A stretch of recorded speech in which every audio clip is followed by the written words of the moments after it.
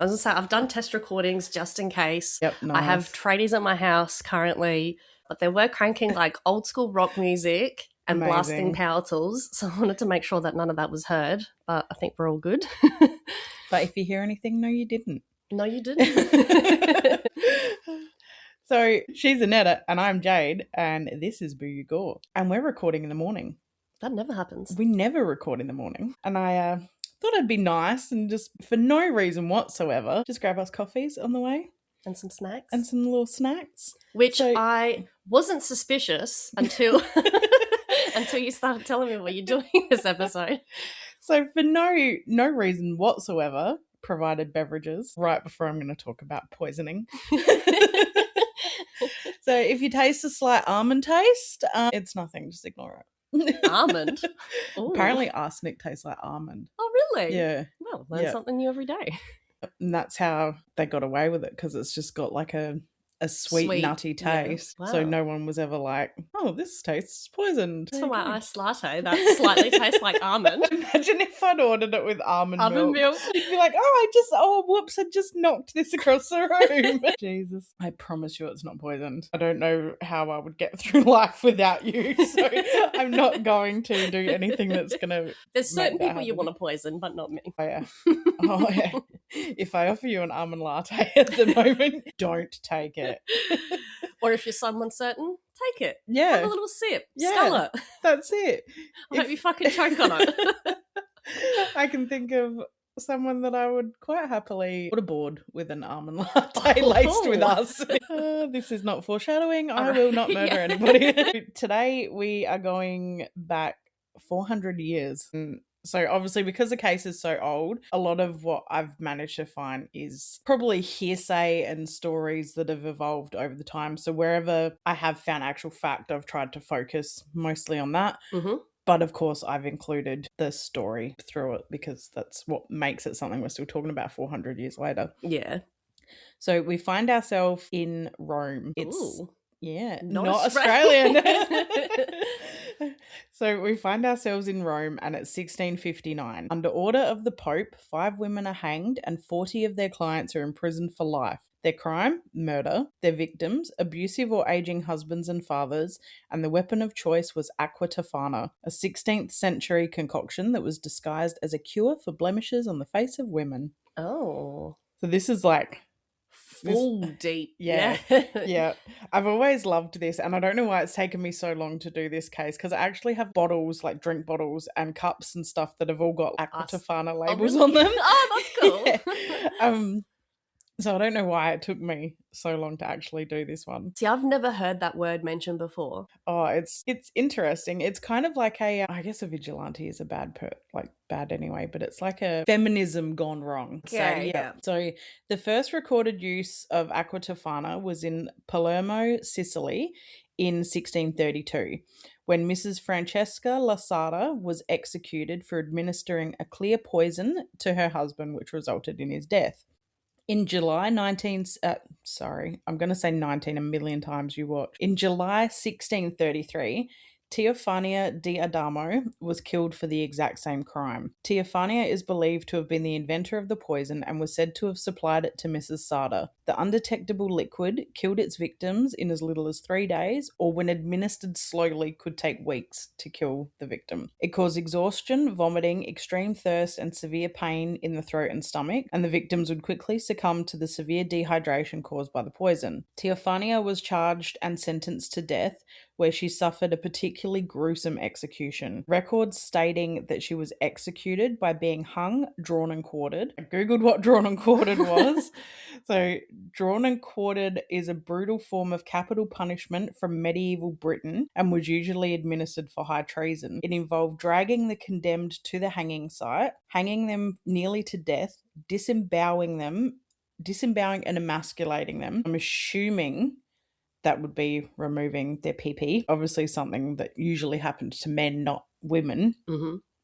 Then decapitating and cutting their body into 4 parts and putting them on display. Wow. Yeah. And so people, I think it's crazy how we look at what we used to think was normal, and then we get crazier, but now we're like, you wouldn't obviously present that to people. Yeah. That's such a gruesome sight. Yep. And like executions now, when they are done, they're done very cleanly, very peacefully. Yeah. Like, It's not open to the public, though, that yeah. sort of thing. But back in those days, they did this shit in the town centre. Yeah, And they were yeah. like, Come hey, on in. everybody Come on, watch. everyone. Yeah, come over at 6 p.m. We Who got. wants a piece? And like, I think there was one of the other cases that we were reading. They would leave the bodies hanging and people would go and steal their clothing and stuff And off just of the take what they bodies. wanted. Wow. Yeah. But other stories will say that she was actually bound. Mm-hmm. So she was kept alive, she was tied up and bound, put in a canvas sack, and then repeatedly thrown off the roof of the bishop's palace. What the fuck? Yep. So regardless of what the truth is, either way, she was executed extremely horrifically. It sounds like they were so angry at her for this murder. Yeah. And it was probably at the time because she was a woman. Yeah. How dare she? Oh, yeah, definitely. So although Rome and other parts of Europe are all known for their imaginative execution methods, it's safe to say that her execution was exceptionally cruel even for the time. Oh, and yeah. especially for a woman. Mhm. Like, a woman would normally just be hanged. This was, no, we are making an example of you. How dare you kill a man? Mm. There's not much known about any uses of the poison until around the 1650s, when it resurfaces thanks to a woman named Julia Tofana. It's believed that she may have been Teofana's own daughter, as it was common practice for Sicilians, like for the children of Sicilian parents, to be given, like if one of the parents had a rare name, Mhm. they would give that to the child so that the rare name continued. I mean, even though she was a daughter and she'd be married anyway, a lot of people believe there was a connection between Teofania di Adamo and Julia Tofana. That's However, a really nice name, though. yeah, I really like even the whole like Julia Tofana. Yeah. That's pretty. Yeah. That's a really pretty name. Yeah. And even Aqua Tofana. That's Like, yeah. I feel like if you made a perfume called Aqua Tofana, people would buy it. Oh, yeah, definitely. Yeah. There were no actual records that have ever been found to verify that the women were related. And so people who obviously have researched it and can't find any relation believe that it's just a coincidence Mhm. between the names. We'll find out later on that's not true. So the theories that they were related was strengthened by stories that the recipe was passed down from mother to daughter. Ooh. And then the similarity in the names. So you can see sort of where that would line came from. I don't love it, but I find it interesting how history can get twisted so much. So Yeah. stuff that happened and that we're reading in history books, it may be completely different. Like, Yeah. we don't know. And that was one of the things that was interesting about this, because it didn't matter how many... This is a case I've looked into many, many times before, but every YouTube video you watch on it is a different story. Really? Every publication you read about it, it's a different story. So you've kind of got to... This is very much you got to pick the part that you which want to believe in kind of thing. That's it, Yeah. which is sort of how the story would have been so twisted over time anyway. But we find out a little bit later on that in 2020, a historian actually finds a 1,400-page manifest about it all. So I went off of... I tried to go as much as possible off of a woman that was deciphering that, because I figured that would be the truest. A bit more accurate. It's almost like Chinese whispers as well, what they've said, and it's like trickled down and how they've translated it. And things would have been used as horror stories as well, like, you know, be nice to your wife or she'll poison you. Is this where the Black Widow thing? Yeah, that's it. And, you know, when you've got 400 years ago in a society where women weren't allowed to talk, they weren't telling, like, they were telling each other, but they weren't telling their husbands and their fathers. And women couldn't write books. Yeah. So weren't going to school, weren't doing those things. That's they weren't it. allowed. So they weren't writing down recipes and they weren't doing any of those other things. Oh my God, side quest. Yeah. I was watching something the other day about voodoo dolls. Yeah. And it was a Haitian witch doctor that I was watching, and he was saying voodoo dolls have been misconstrued throughout history because people believe that the pins that are put in the dolls are where someone wants to hurt you. But what it was is back in the 1600s, when like African witch doctors and stuff were being introduced to normal society, people were realizing that they could actually help them with medicines because they were using essential oils and natural stuff. So what would happen, because it was illegal for a dark-skinned person to write, say I was a witch doctor and you came to me and you said, oh, I've got a headache. If I then put lavender oil on your head, we together would make a doll of you. And then I would put the pin in the head so that if you came back to me in a month's time and said, oh, I've still got a headache, I could find your doll and know, oh, I've already worked on your head. Oh. So if that hasn't fixed anything, the pin goes back into it. But if you come back to me a month later and say, oh, my stomach's upset, but my head's fine, the pin would be removed from the head and put in the stomach. So it was record keeping. Oh, what the fuck? I did not know that. Yeah. So it was record keeping of how they'd actually treated someone. Yeah. As opposed to being like, here, cop this pain in the guts. Yeah. And then over time. It's crazy how it's come from that and being misconstrued so much into like people put pins in because that's where they want to cause pain. And this guy was saying that it started from, it was originally like a pagan witch ritual, started like in Britain and those sorts of areas, and then it was adopted by like the Africans and stuff. And when they came over to America, it was then all looked as being voodoo and black magic, which is why they're called voodoo dolls. Yeah. Because white people in America could write and they could say, oh, we worked on their head. People couldn't. Yeah. It was all seen as voodoo. And it's crazy that it's come from something that small. Yeah. Because they weren't allowed to write. Yep. Wow. And I was watching it, I was like, this is so interesting. That's really cool. I have never heard that before. Yep. Total side Just quest. a little FYI for you. But I feel like that could be very similar here because women weren't allowed to write. Yeah. They weren't keeping diaries and saying what was actually happening. The story would have changed many times throughout the years. So in the 1650s, Juliana Tofana began making the elixir herself. It's said to have consisted of arsenic as its base, lead, and belladonna, likely included due to its fast-acting toxicity. I know what belladonna is. Yeah. So arsenic, when we were talking about the Elizabeth Woodcock story, and she was accused of killing her husband, she was accused of killing him by arsenic poisoning. Yeah, I remember that. So arsenic will do the job, but it'll do the job slowly. Yeah. Whereas the belladonna sped it up. Yeah.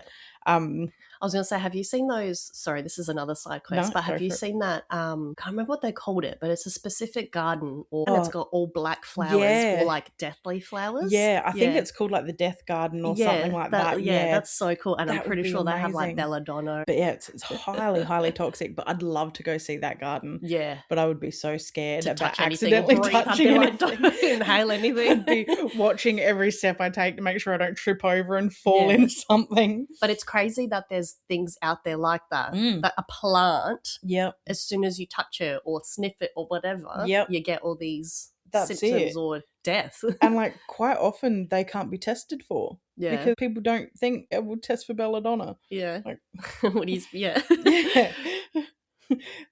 Just takes you to does it smell like chloroform to you? The liquid could be added to food or drink a few drops at a time.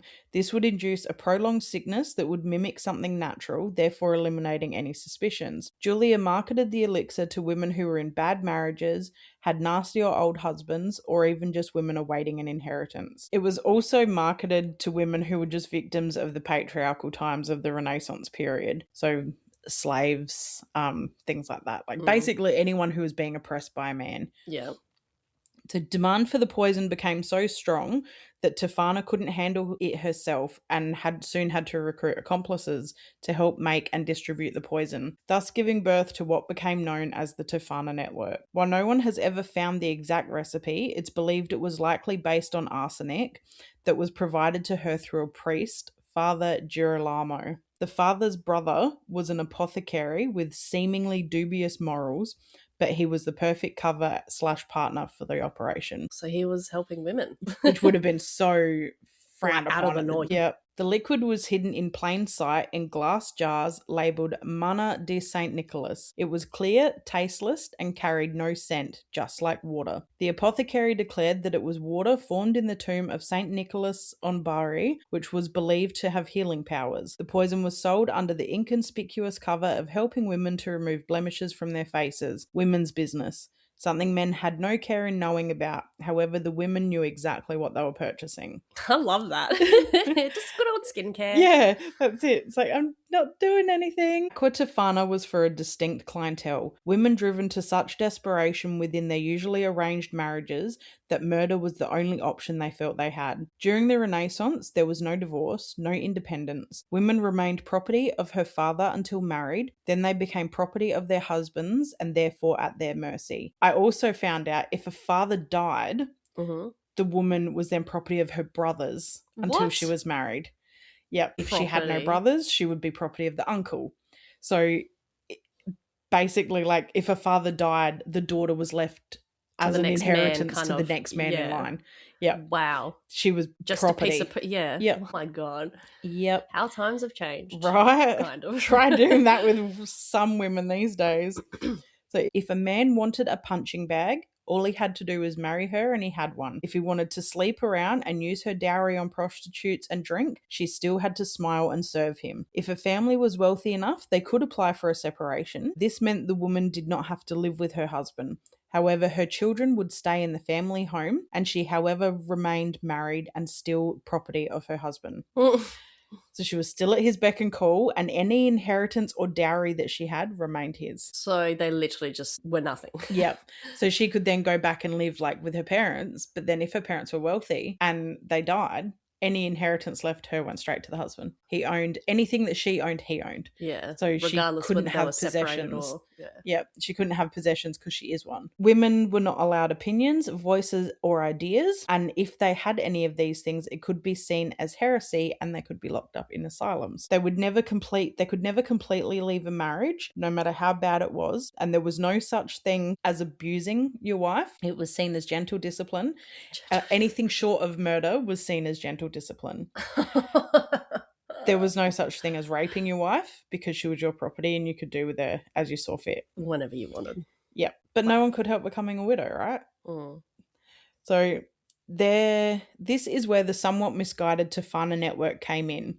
Their intentions were basically good, with their intentions being purely to free women from the patriarchy, but their end game was less than desirable. Wait, so when they become a widow, would they still become property back to their dad? No, so once they become a widow, they're free. Oh, okay. Well, that makes sense then why they were. Exactly. So they could then remarry. And obviously back in those days, like, it could be 3 weeks after the husband's death they'd remarry because the way things were, they needed a man. They couldn't really work. They couldn't do any of those things. So they had no choice but to remarry. Someone in there, But they would, I guess, have more choice then. It'd be more for love as opposed to forced into it. Yeah. So it was kind of still, and they might have been lucky. They might have got another forced marriage, but they might have got a better husband. And I guess if they didn't, they just gave him a couple more drops and they could go again. So no one can actually say that murder was a good idea, but the intentions were right. Like, their heart was in the right place. So during this time, Julia had grown her business into something quite lucrative and had worked her way into a higher standard of society. She had moved from being a secret businesswoman to a gang leader. Nice. So obviously, like, at the time, women couldn't have businesses. So the apothecary owner, so the brother of the priest, was the business owner. Yeah. So like any profit, I guess, goes to him in a way. Yeah. Yeah. So on paper, he's the one doing the business. There were many branches of the organisation, and individual distributors in Tofana's gang specialised in different social circles, as clients came from all classes. So they had poor, downtrodden women who would talk to the other servants and stuff. There was rich, wealthy people that would speak to people in their circles. So she had every level of society covered. Poor women were sometimes even given the poison free of charge. The motive of money being superseded by pity or retribution. Juliana Tofana stood for women. Love that. Right? Girl power. The most notable victim of Aqua Tofana was the Duke of Surrey. The Duke came from noble blood, and he was the nephew to the future Pope Innocenti XI. And his own father was a distinguished scientist and close friend of Galileo. For the upper echelon of society, marriage was a political asset for which women were the currency. At this level of aristocracy, marriages were convenience, business, or bloodline.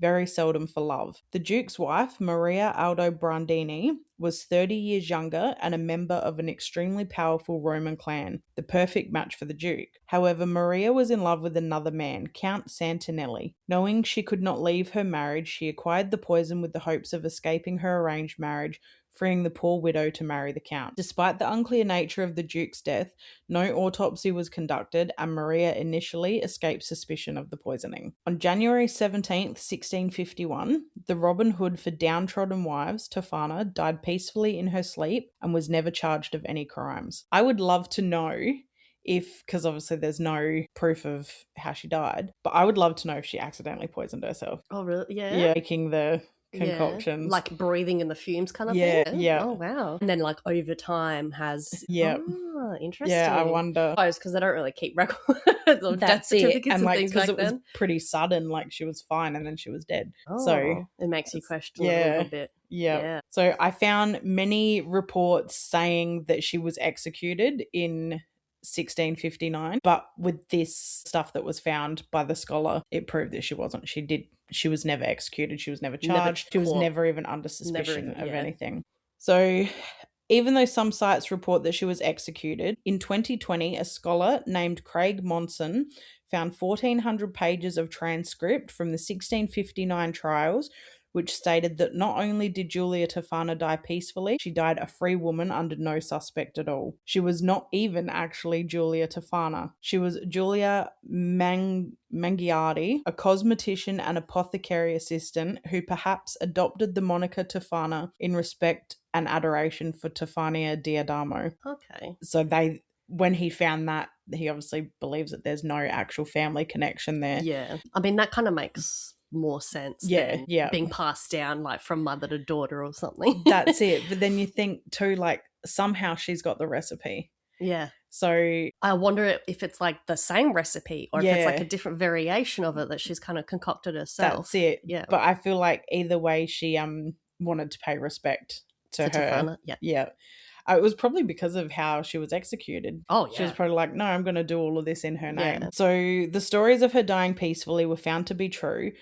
However, her accomplices did not share the same luck. Records are not clear on how the gang was exposed, but historians have their theories. Firstly, that they became overconfident and the sudden influx of similar sudden deaths made authorities suspicious, exposing the gang's activity. Secondly, it's believed a client admitted to a priest during confession that she had plotted to kill her husband. He went to the police and she was offered immunity from punishment, and her admissions took the whole operation down. Or thirdly, that the police may have arrested one of the distributors who was carrying a sample, and this led authorities to investigate, where they then discovered the operation and they laid a trap to catch the other women involved. So regardless of how they were found out, the local police began an investigation and made multiple arrests. In 1659, they began what was dubbed the Spanner prosecutions. On July 6th the same year, 5 gang members, all women, were hanged before a notably large crowd in Campo di Fiore, Rome. They'd gotten as far as they had because of like the secret circles. Yep. Women weren't talking because they didn't want these people caught, because these people were their heroes. They were saving them from everything. That's why I kind of feel like the very last where someone found a sample and then that led them to it. I feel like that's more plausible. That's it. Because one of the videos I was watching was saying too, it would be really hard to trace back, because like if I brought a bottle, that bottle might have 10 mils in it and I've only used 5 drops. Yeah. So then if you're saying, oh, my husband beats me, I could be like, here, and pass it to you. And then you could use the drops. And then your servant could come to work one day with a black eye and you could say to her, here, and she would use the drops, and then she could pass it to her sister. And so the bottles could be passed through and could actually do so much damage per bottle that it became almost impossible for them to trace where people were actually buying it from originally, because it was just handed to each other. Maybe that confession to the priest in a confessional then maybe makes sense. Yeah. I feel like especially in Rome, like they're very heavy. Back in those times, it would be very heavy on the... That's it. Churches and surely even back then, like, 'cause I know priests have got that like confidentiality thing, or at least you would think they do. I feel like when you go in a confessional, especially back then, you would have thought that was just between you and God. And if they deem her killing her husband so against God, they're gonna do what they think's the right thing. So Geronima Spana, who they believed had taken over after Juliana Tofana's death, was found to be Tofana's own stepdaughter. Ooh. So historians believe that this is how the rumours of Diadamo and Tofana being related began, that people knew there was a mother-daughter connection, however they just linked the two similar names together as opposed to getting it right. Yeah. So Spana was also an astrologer and a fortune teller for the upper class. This gave her untapped connection to her clientele. In discussions with her clients, it became clear who was unhappy and who wanted and needed a way out, and she was all too happy to offer that way out to them. It's funny because at this sort of time, when it shows the difference in the places around the world, because in England, women were being hanged for witchcraft. I was about to say, Salem, like the whole astrology and that wouldn't have been looked at. I don't know how to say it. In Italy and stuff, like witchcraft was celebrated. If you were the local witch, that was a celebrated thing. Yet that's insane how it differs so much. Yep. And a lot of those women were probably coming from places like Italy, just carrying on what they already knew. But in Britain, it was a crime. In Salem, it was a crime. So women were being hanged for doing things that these women are being celebrated for. Yeah, that's insane. So 1 drop would cure illness, 2 would create fatigue, 3 drops would cause stomach upset and headaches, 4 drops would cause complete gastrointestinal distress, and 5 would complete the job. So they didn't have to be given in one dose. You could give those 5 drops, one individual drop, for 5 weeks in a row. And it would still have the same... do the same thing. I suppose because it would stay in your system for a fair bit and then you're just kind of building it up. That's it. So you could give 5 drops in one hit and it would kill them straight away. But with the women doing it slowly, they would just look like they had dysentery or especially back in those days, people would get sick quite easily. Yep. So they would never drew any suspicion. So arsenic testing wasn't invented for another 200 years. Oh my God.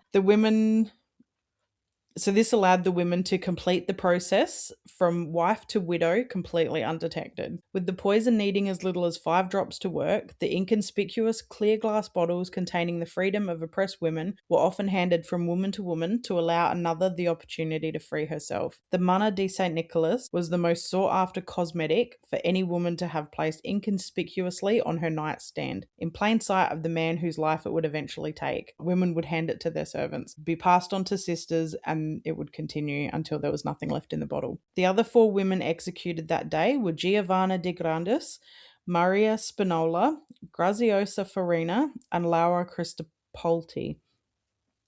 After their execution, the bodies of the women were paraded through the streets in some form of morbid celebration. A 6th woman, Cecilia Verzolina, escaped to Naples, but was captured and hung on March the 6th, 1660.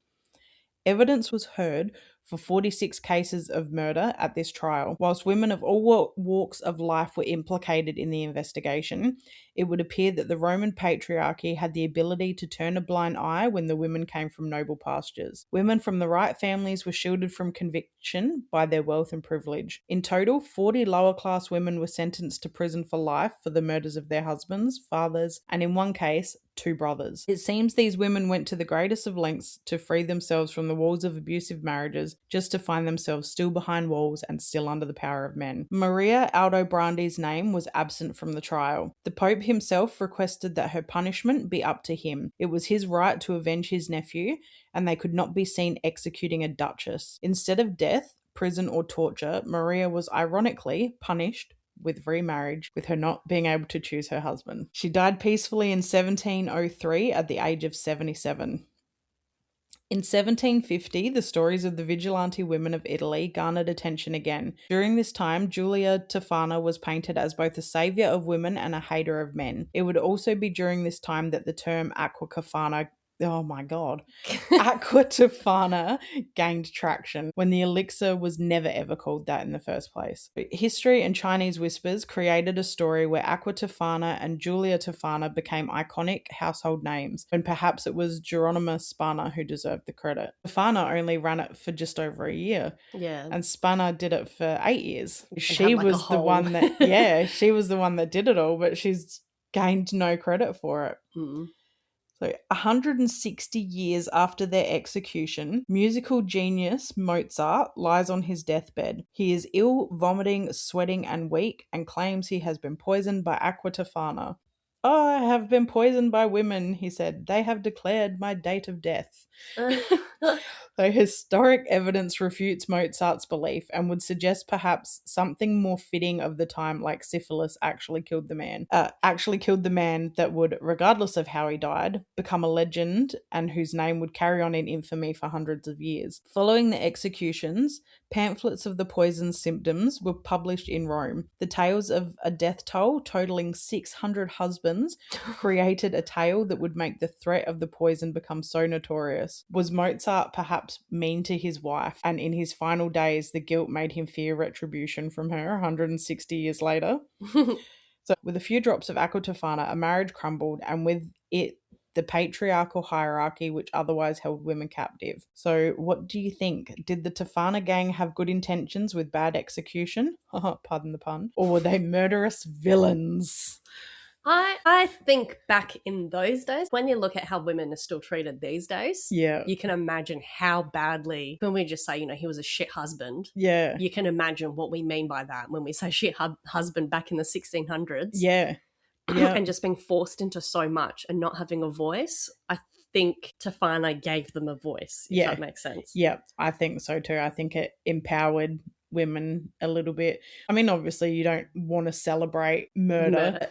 There was no other option. They had no other choice out of there. Like, women these days still have it tough, and we can go to the supermarket and buy bread, and we can get in our car and drive places and do things. We have washing machines. That's so exciting.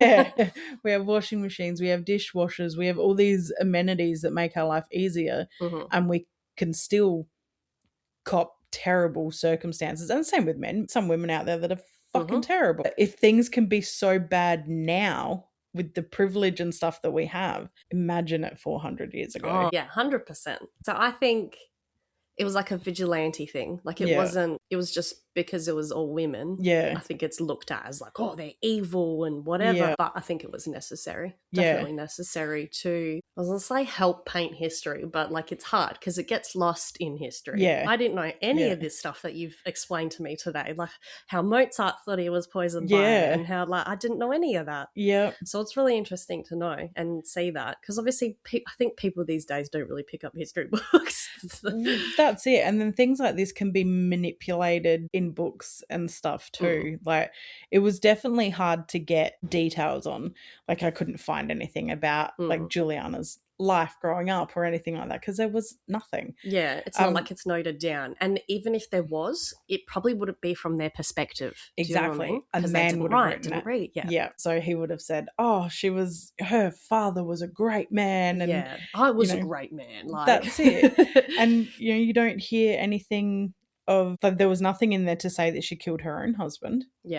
It was just all others that she was helping. That's it. Like, so it could have stemmed from like a family member or a friend. And her seeing what she goes through. It could have even just been from, it could have been as simple as she might have been one of the kids in the crowd watching Teofana's execution. And it just really stuck with her. And she's gone, no, I'm going to avenge that woman. Like there's so many things that we'll never know. Because that's traumatizing. Imagine seeing someone being killed like that. Like even back in those days when it's sort of semi-normal to watch people get executed. But that's a very violent and very graphic way to die. And it wasn't even until like, I think it was 69 or something, the last hanging was done in Australia. So that's not like, they weren't done privately. And then you see things in like the 50s, and we were only talking about it the other day where something simple would happen in the 50s and a woman would go, oh, and pass out. Like, how do we go from we're cutting someone up in 4 pieces and watching it to passing out because someone's bleeding or someone said the F word or something. That's it. Clutching your pearls and you're like...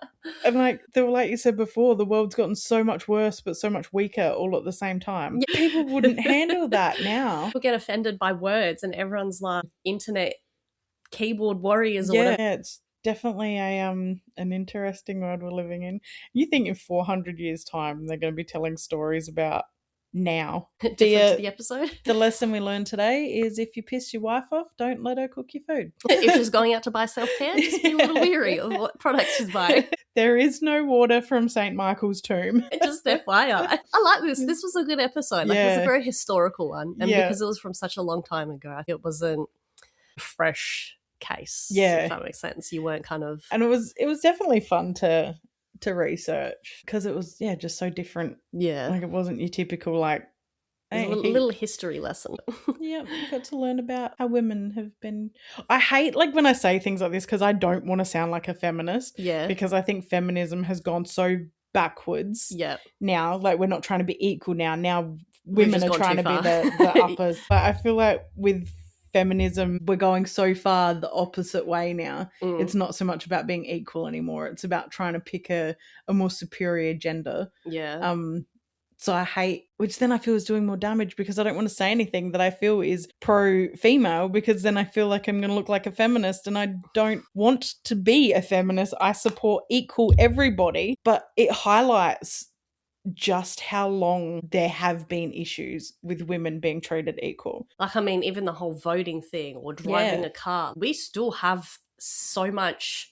I don't know if oppression's the right word. In these countries where the wars are now, I'm pretty sure women aren't allowed to drive or do certain things. Yep, they're not allowed to go to school. And so it shows you how some countries are still so, I guess, backwards with their beliefs. Yep. Yeah. Well, I've read a story about a girl, I can't remember where she was from, but she was like, there was no law that women weren't allowed to go to university, but it was very, very frowned upon. And she was like, I'm going. I don't care. And she was being I reckon a forensic psychologist or something like that, like something insane. And she ended up getting stoned to death because she refused to not go to university. Yeah. Like, that's what I mean. Like, why? Yeah, like, how does that affect your life at all? Exactly. Yeah.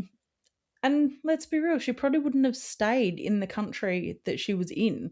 Once she'd gained a degree, she probably would have left. Yeah.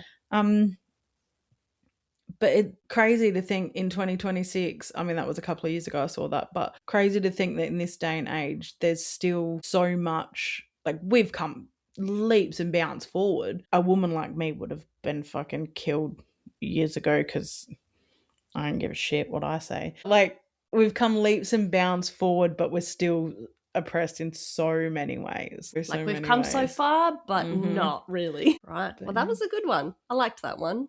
Thanks. Well, thank you for the coffee. If you don't hear from us in a couple of weeks, Jade's obviously poisoned me. The next episode will be, hi, I'm Jade and this is Boo You Gore. And this is my podcast. People say, what happened to Annetta? There's never been an Annetta. There was never an Annetta. Mandela effect. What Annetta? Well, thanks for listening, guys. Hit the like button on Insta and TikTok, and we'll see you next fortnight. Yeah, bye. Bye.